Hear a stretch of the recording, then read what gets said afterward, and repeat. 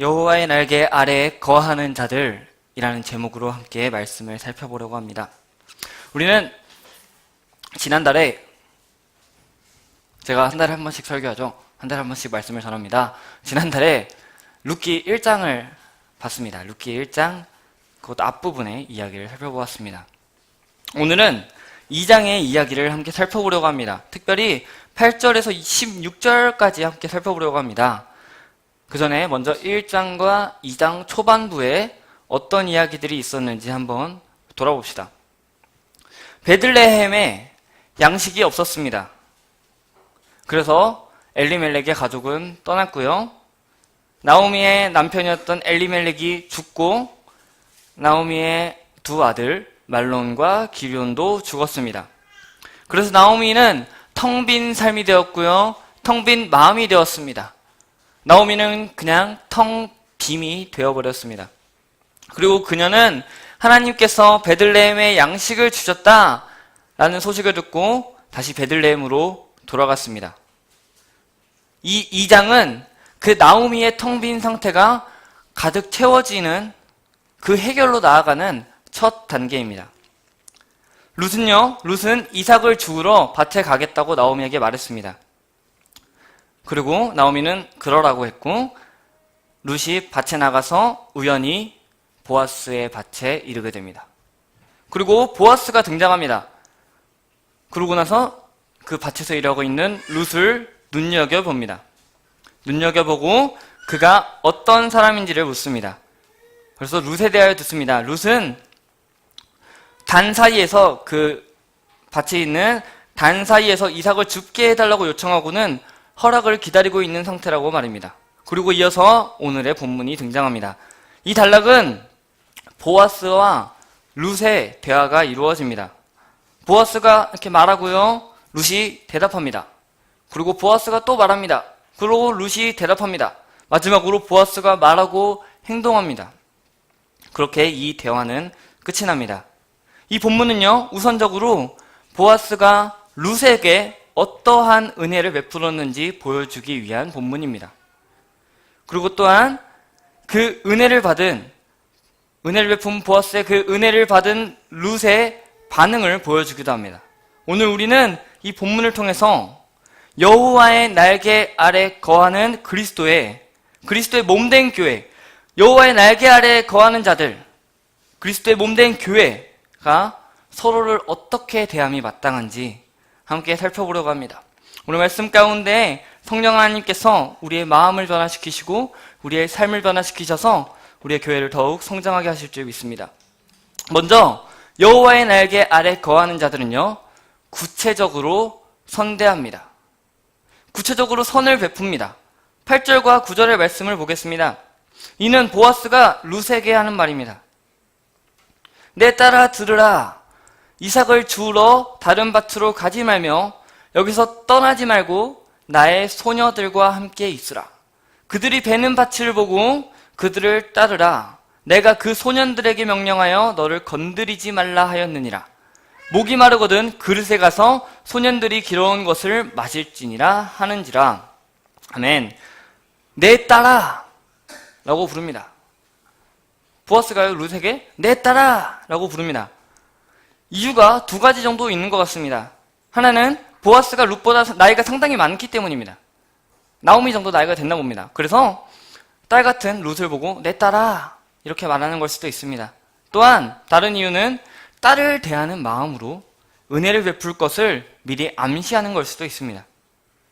밭의 주인과 추수꾼 사이의 관계가 아니라 가족적인 그 관계 안에서 내가 너를, 보아스가 룻을 아버지와 같은 태도로 대할 것을 보여주는 부름입니다. 마치 정말 사랑하는 딸을 대하는 아버지의 따스함이 풍겨납니다. 내 딸아 라고 부릅니다. 그리고 그는 룻에게 내 딸아 여기서 네가 편안히 쉬면서 일해라 라고 하지 않습니다. 상당히 구체적으로 막 말하고 있습니다. 내 딸아 여기서 편히 일하여라 하면은 어떻게 할지 모르기 때문에 구체적으로 하나하나 따져가면서 말해주고 있습니다. 이렇게 말해줍니다. 너는 이삭을 주우러 다른 밭으로 가지 마라. 그러니까 여기서 떠나지 마라. 그리고 여기서 곡식을 줍는 나의 소녀들과 함께 있어라. 그리고 소년들이 베는 밭을 보고 소녀들을 따라라. 소년들이 너를 건드리지 않을 것이다. 네가 만약에 목이 마르면은 소년들이 길어온 물을 마시라. 이렇게 구체적으로 하나하나씩 이렇게 일일이 말해가면서 선대해주고 있습니다. 더 자세히 살펴보겠습니다. 보아스는 룻에게 충분한 수입을 보장합니다. 룻이 추수가 끝날 때까지, 추수가 시작됐고 그 추수가 끝날 때까지 자신의 밭에서 이삭을 줍도록 허락합니다. 룻이 수입을 가질 수 있게 보장해 주는 것입니다. 또한 보아스는 룻의 안전을 지켜줍니다. 그래서 소녀들과 함께 있으라고 말합니다. 소녀들과 함께 있어야지 이삭을 더 많이 줄 수 있습니다. 그들이 뒤따라가면서 이삭을 줍기 때문입니다. 소년들이 앞에서 밭을 베면은 뒤에서 따라가면서 이삭을 줍습니다. 그렇게 소녀들과 함께 있어야지 이삭을 더 많이 줄 수 있고 안전하기에 그들과 함께 있으라고 말합니다. 추수밭은요, 굉장히 위험한 곳입니다. 그곳에서 때리는 일이 발생할 수 있고요, 해를 가하는 일이 발생할 수 있고요, 성추행이 일어날 수 있고 성폭행 같은 일이 일어날 가능성이 있는 곳입니다. 그래서 보아스는요, 룻에게 말하면서 주변에 소년들이 있었나 봅니다. 그래서 소년들이 그 들리는 곳에서 룻과의 대화를 통해서 우회적으로 명령하는 겁니다. 옆에서 듣고 있으니까, 야, 내가 그 소년들한테 명령해서 너를 건드리지 말라 그랬어. 그럼 얘네가 듣겠죠? 여기 있는 소년들이 그렇게 하는 겁니다. 그렇게 룻을 보호해주고 안전을 보호해주고 룻이 수입이 보장되게 해줍니다. 룻의 필요를 채워줍니다. 목이 마르거든 남자들이 이미 길어온 그 물, 그 우물물을, 그 베들레헴의 우물물을 마셔라 라고 말하고 있습니다. 룻은요, 모압 여인이었는데 그 모압에서 건너와서 베들레헴 공동체에서 하나님의 사랑을 경험합니다. 은혜를 경험합니다. 룻기 2장 2절을 보면요, 룻이 이렇게 말했습니다. 룻이 나오미에게 이렇게 말했습니다. 원하건대 내가 밭으로 가서 내가 누구에게 은혜를 입으면 그를 따라서 이삭을 줍겠나이다 라고 했습니다. 내가 누군가에게 은혜를 입으면 내가 그를 따라서 이삭을 줍겠습니다 라고 했습니다. 그리고 룻은 보아스의 밭에서 보아스에게 은혜를 입었습니다. 그리고 또한 자기가 기대한 것보다 더 큰 은혜를 베푸는 보아스에게, 그저 이삭을 줍기만을 바랬던 그에게 더 큰 은혜를 베풀었기에 보아스에게 엎드려 절합니다. 경의를 표합니다. 그러면서 이렇게 말합니다. 저는 이방 여인에 불과합니다. 저는 저기 여호와의 총회에 들지 못하는 그 모압에서 온 이방 여인에 불과합니다. 그런데 왜 저에게 은혜를 베푸십니까? 왜 저를 돌보십니까? 내가 어찌하여 당신의 눈에 은혜를 발견하였습니까? 그렇게 다시 말해서 주목의 대상이 아닌 저를 왜 주목하십니까? 눈에 띄지 않는 이방 여인인 나를 당신은 왜 눈여겨보십니까? 라고 묻습니다. 이스라엘은요, 과거에 나그네였습니다. 그리고 여전히 나그네입니다. 나그네로서 세상을 살아갑니다. 그리고 보아스는 이 나그네의 인생인 것을 기억합니다. 그래서 모압에서 넘어온 그 이방 여인인 룻을 돌아보았습니다. 나오미를 사랑으로 품었던 그 룻을 여호와 하나님께서 보셨습니다. 그리고 보아스도 그 소식을 들었습니다. 그렇기에 보아스는 이렇게 막 뭉뚱그려가지고 너가 편하게 일해. 잘 왔다. 그래, 여기서 편하게 일해 하는 것이 아니라 구체적으로 하나하나 말해줍니다. 편히 일해라 이러면은, 아, 이걸 해도 되는 건가? 아, 편하게 일하라 그랬는데 이거 해도 되나? 이렇게 막 고민돼서 할 수 없을까봐 하나하나 이렇게 말을 해주면서 구체적으로 말하며 선대합니다.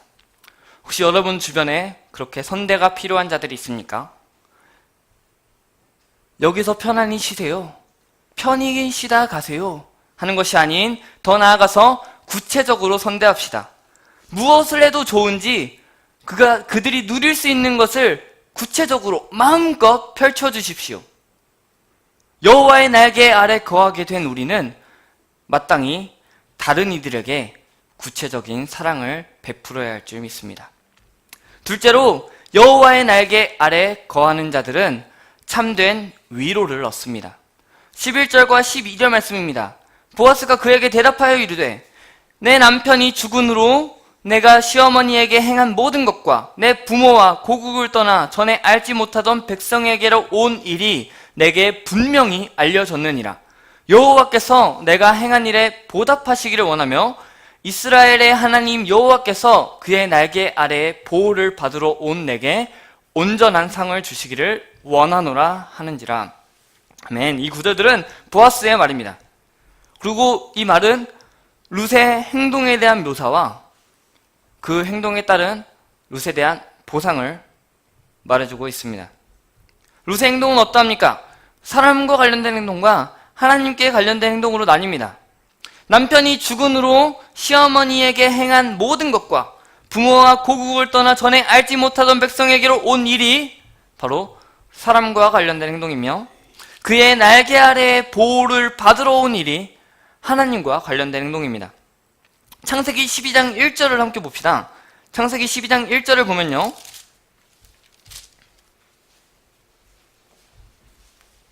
하나님께서 아브라함에게 이렇게 말씀하십니다. 너는 너의 고향과 친척과 아버지의 집을 떠나 내가 내게 보여줄 땅으로 가라 라고 말씀하십니다. 아브라함은요, 고향과 친척과 아버지의 집을 떠나서요, 하나님께서 지시하시는 그 땅으로 갔습니다. 룻도 마찬가지입니다. 룻도 부모를 떠났고요, 고국을 떠나서 전에 알지 못하던 백성에게로 갔습니다. 보아스는 그 룻이 어렵기 때문이 아니라, 룻이 여자여서가 아니라, 룻에게 단순한 이성에 대한 호기심으로 접근한 것이 아니라 부모와 고국을 떠나 전에 알지 못하던 백성에게로 온 그 룻에 대한 긍휼함 때문에, 룻에 대한 마음 때문에, 그 불쌍히 여기는 그 마음 때문에 관심을 보인 것도 아닙니다. 보아스는 룻의 행동에 대해서 하나님께 상 주시기를 기원합니다. 자신이 보인 그 은혜는 아무것도 아니라는 것입니다. 그에게 이제 구체적으로 막 선대를 보이는 것, 어떻게 무엇을 해라 하는 것이 굉장한 은혜라고 생각했는데 사실 그것보다 더 큰 은혜가 있다는 말입니다. 그게 무엇입니까? 바로 여호와 하나님의 보상입니다. 룻에 대한 궁극적 보상의 책임은 여호와께 있다고 말합니다. 그러니까 여호와께서 룻이 행한 일을 보상하기 시작하실 것이며 여호와께서 그 룻에게 상 주시는 일을 마치실 것이라는 것입니다. 그 상이 무엇일까요? 구약에서요? 구약에서 상은 아내나 남편을 얻어서 결혼하고 후손을 얻고 다산을 통해서 가정의 안식을 누리는 것과 연관되어 있습니다. 이로 볼 때 룻에게 상은 남편을 얻어 결혼하고 후손을 얻는 것을 가리킬 가능성이 큽니다. 그리고 실제로 룻은 남편을 얻어 결혼하고 후손을 얻습니다. 이방 여인 룻이 베들레헴에 정착하기 가장 좋은 방법은요, 혼자 있는 것이 아닙니다. 이방 여인이 혼자 딸랑 있는 것이 아니라 남편을 얻어서 그와 결혼하고 자녀를 낳는 것입니다. 그렇기에 그녀에게 가장 좋은 상이 분명합니다. 룻에게 이러한 상을 주시는 이가 누구십니까? 바로 이스라엘의 하나님 여호와이십니다. 앞에 여호와께서라고 해놓고 이제 이스라엘의 하나님 여호와께서라고 말을 합니다. 이스라엘의 하나님 여호와는 어떤 분이십니까? 구약 성경에 이스라엘의 하나님 여호와라는 호칭이 99번 나옵니다. 그리고 그 호칭은 여러 사역들을 드러냅니다. 하나님의 여러 사역들을 말하고 있습니다. 이런 것들입니다. 이스라엘의 하나님 여호와는 자기 백성을 해방시키십니다. 악한 자를 심판하십니다. 그리고 예배를 받으십니다. 땅을 정복하십니다.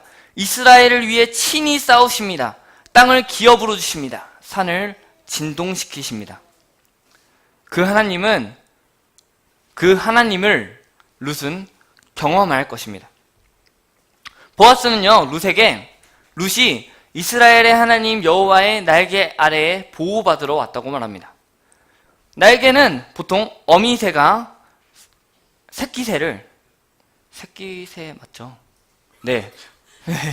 네, 어미새가 어린 새를 이렇게 날개로 보호하는 모습이 연상시킵니다. 그런 성경에서 대부분의 경우에 이 날개는 하나님의 보호를 가리킵니다. 그래서 시편 기자들은요, 하나님의 날개를 안전을 제공하는 피난처, 그리고 새 힘을 얻는 도움의 장소, 그리고 재앙을 피하는 곳을 가리키는 이미지로 사용합니다. 보아스는 여호와의 날개 아래에서만이 진짜 평안을 누릴 수 있음을 잘 알고 있었던 것 같습니다. 보아스는 이 룻의 행동을, 고국을 버리고 새로운 땅에 온 그 룻의 행동을 무방비 상태의 어린 새가 어미 새의 날개 아래에 보호받으러 들어가듯 이스라엘 위에 날개를 펼치고 있는 따뜻한 어미 새와 같은 여호와의 날개 아래에 보호받으러 온 것으로 비유합니다. 여러분, 우리는 참으로 피로가 가득한 세상에서 살고 있습니다. 가정의 일로 지칩니다. 직장 생활로 지칩니다. 육아로 지칩니다. 학생들은 학업으로 지칩니다. 그래서 저렇게 고개를 못 두고 있습니다. 네, 학업으로 지칩니다. 그러나 여호와의 날개 아래 거하는 자들은요, 그 가운데서도 참 평안을 누릴 줄 믿습니다. 우리가 이렇게 찬양하죠. 찬양이 언제나 넘치면 은혜로 얼굴이 환해요 하는 찬양처럼 여호와의 날개 아래 거하는 자는 새 힘을 얻을 줄 믿습니다. 우리 함께 그 여호와의 날개 아래 거하십시다. 오늘 우리가 함께 부른 찬송처럼 주 날개 밑이 참으로 평안합니다. 그래서 그 아래 살다 보면은 영원히 거기서 살기를 바라게 됩니다. 우리 그 날개 아래에서 참 평안과 위로를 누리십시다. 셋째로, 여호와의 날개 아래에 거하는 자들은요, 실제적인 필요를 채워줍니다. 13절에서 룻은 자신을 하녀와 같이 생각하라고 말합니다. 나는 당신의 하녀 중에 하나와도 같지 못해요. 당신이 이 하녀를 위로하시고 마음을 기쁘시게 하는 말씀을 하셨나이다 라고 말합니다. 룻은 자신이 하녀가 아니지만 하녀같이 생각해 주기를 바랬던 것 같습니다. 그리고 보아스는 실제로 식사할 때 룻을 자신의 하녀와 같이 생각합니다. 만약에 룻이 그저 이삭을 주우러 오는 자였다면 상상도 할 수 없을 식탁 자리에 룻이 초대됩니다. 이삭을 줍는 하녀이기 때문입니다. 식탁은 참으로 공동체 안으로 들어가는 입구입니다. 보아스는 그 룻을 식탁에 초대합니다. 이리로 와서 떡을 먹으며 너의 떡 조각을 초에 찍으라. 그 떡은요, 일꾼들을 위해서 미리 준비한 떡입니다. 그리고 우리는 이 떡을 보면서요, 베들레헴을 떠올릴 수 있어야 됩니다. 특히 이 룻기 말씀을 볼 때는 더더욱 그래야 됩니다. 떡집에 떡이 없어서 떠났던 나오미, 떡집에 떡이 없어서 떠났더니 그곳에서 남편을 잃고 두 아들을 잃고 텅 비었던 나오미, 그리고 떡집에 떡이 들어왔다고 들어서 떡집으로 돌아왔습니다. 여호와께서 자기 백성을 돌보시다 떡을 주셨기 때문입니다. 그리고 나오미는 아니지만 그와 함께 모압에서 돌아온 며느리 룻이 떡을 먹게 됩니다. 더러운 빵집에서 빵을 살 돈이 없는 사람을 향해서 아낌없이 빵을 나눠줍니다. 더러운 떡집에서 떡을 살 돈이 없는 사람들을 위해서 아낌없이 떡을 나눠줍니다. 이사야 55장 1절을 보면은 이사야 선지자가 이렇게 예언합니다. 너희 목마른 자들아 물로 나오라. 돈 없는 자도 오라. 너희는 와서 사 먹되 돈 없이 값 없이 와서 포도주와 젖을 사라 라고 말합니다. 보아스가요, 목마르고 배고프고 돈 없는 룻을 향해서 돈 없이 와라, 값 없이 와라, 포도주와 젖을 먹으라 라고 초청합니다. 룻은 이 초청을 받아들입니다. 그리고 그 자리에 들어가서 허기진 배를 채웁니다. 룻은 곡식 빼는 자 곁에 앉았습니다. 이방 여인 룻이 베들레헴의 식탁 공동체 안으로 들어왔습니다. 여호와의 총회에 들어오지 못한다는 그 모압 여인이 베들레헴 공동체의 소녀들과 소년들과 보아스와 함께 식탁에 둘러 앉았습니다. 우리는 이러한 공동체를 꿈꿔야 합니다. 우리 주변에 이런 사람들이 있습니다. 차라리 어떤 사람 보면요, 차라리 저 사람은 예수님 안 믿었으면 좋겠어. 그게 마음 편하겠어. 그런 사람들이 있습니다. 정말 싫습니다. 만약에 우리 공동체에 온다면은 난 너무 힘들 것 같습니다. 그런 사람들이 있을 수 있습니다. 그러나 그리스도의 공동체는, 여호와의 날개 아래 거하는 자들의 공동체는 그들도 함께 식탁에 둘러 앉을 수 있어야 합니다. 가까이 하기 어렵고 가까이 하기 싫은 자들이 있습니까? 그들도 함께 식탁에 둘러 앉을 수 있어야 합니다. 그곳이 바로 여호와의 날개 아래에 거하는 자들의 모임, 즉 교회입니다. 보아스는 룻에게 볶은 곡식을 줬습니다. 그리고 룻은 먹었습니다. 먹고요, 배가 불렀고요, 남겼습니다. 룻이 한동안 경험하지 못했을 그 경험입니다. 이미 텅 빈 나오미의 그 상태가 채워질 것을 미리 보여주는 듯도 합니다. 아직 나오미는 채워지지 않았습니다만 나오미와 비슷한 처지의 룻이 먹고 배부르고 음식이 남았다면 이후에 그와 같은 처지인 보아스가 아니죠, 나오미도 채워질 것이 분명합니다. 보아스는 이어서 이삭 빼는 소년들에게 3가지를 명령합니다. 곡식단 사이에서 줍게 하고 책망하지 말라. 곡식 다발에서 조금씩 뽑아버려 줍게 하라. 꾸짖지 말라. 바로 룻에 대한 호의와 사랑에서 나온 조치입니다.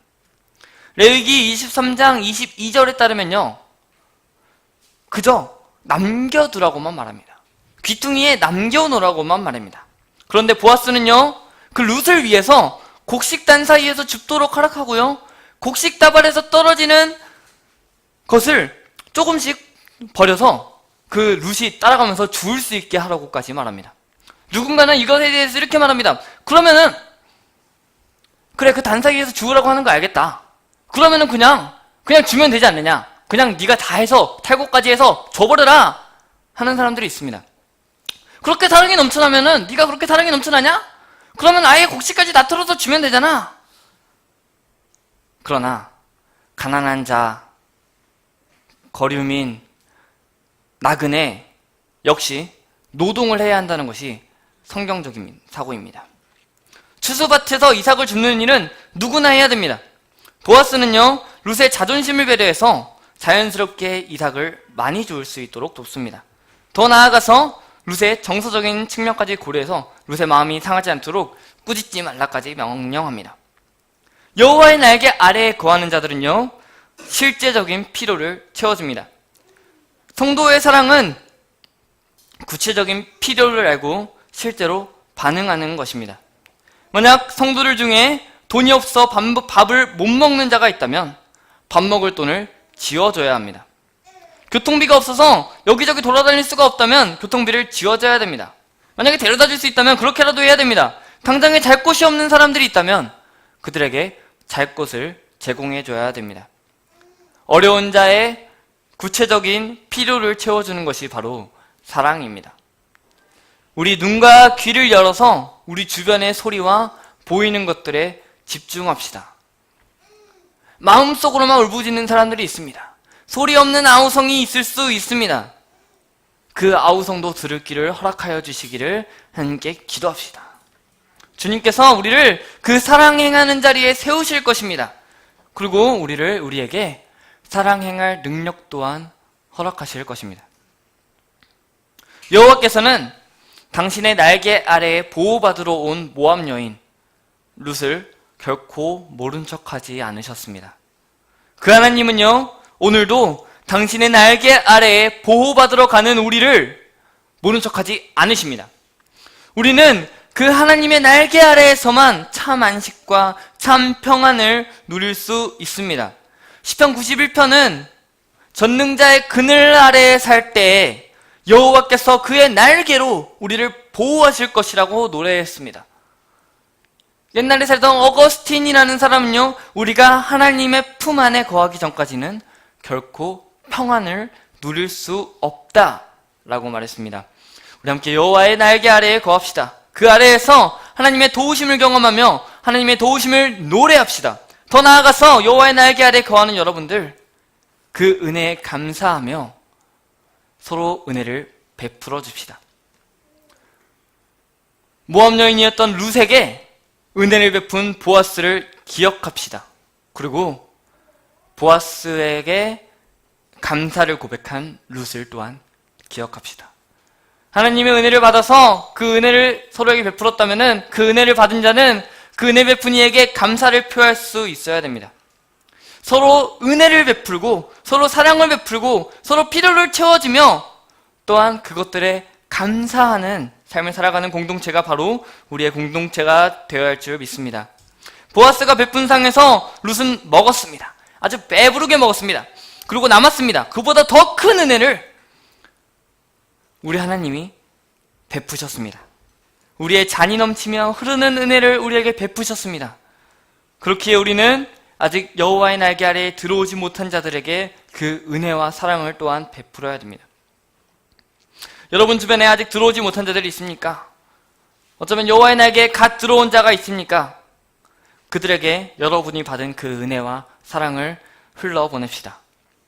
날마다 하나님의 말씀 가운데에 그 은혜를 경험하며 날마다 하나님과 동행하며 그 사랑을 경험하며 그 사랑을 입으로 증거하며 삶으로 그 사랑을 베풀며 살아갑시다. 말씀을 마칩니다. 여호와의 날개 아래 거하는 자는요, 그 안에서 참된 위로를 얻으며 구체적으로 선대하며 실제적인 필요를 채워줍니다. 보아스는 룻에게 은혜를 베풀었습니다. 여호와의 총회에 들지 못하는 모압 여인을 받았고 그에게 큰 은혜를 베풀었습니다. 여호와의 날개 아래에 거하는 여러분들, 우리 그 안에서 풍성한 잔치를 누립시다. 그 안에서 참 평안을 누리며 참된 안식을 누립시다. 그리고 서로를 향하여 은혜를 베풉시다. 여호와의 날개 아래에 들어오는 자를 환대합시다. 그가 어떠한 자이든 말입니다. 우리가 하지 않으면 누가 하겠습니까? 그리스도의 사랑을 받은 우리가 세상에서 손가락질 받고 세상에서 아파하는 자들, 그들을 사랑해줘야 되지 않겠습니까? 그리고 그들과 함께 잔치의 상에 둘러앉아 잔치의 상을 배부르게 베풉시다. 하나님의 그 크신 은혜에 우리가 비할 수는 없겠지만 하나님께서 우리에게 주신 것에 마땅히 감사하며 마땅히 반응하며 그 사랑을 베풀어야 할 줄 믿습니다. 그래야 할 때에 하나님께서 우리의 교회를 바라보시며 하나님께서 그 날개 아래에 있는 우리를 바라보시며 크게 기뻐하실 것이며 우리에게 큰 행복으로 더하여 주실 줄 믿습니다.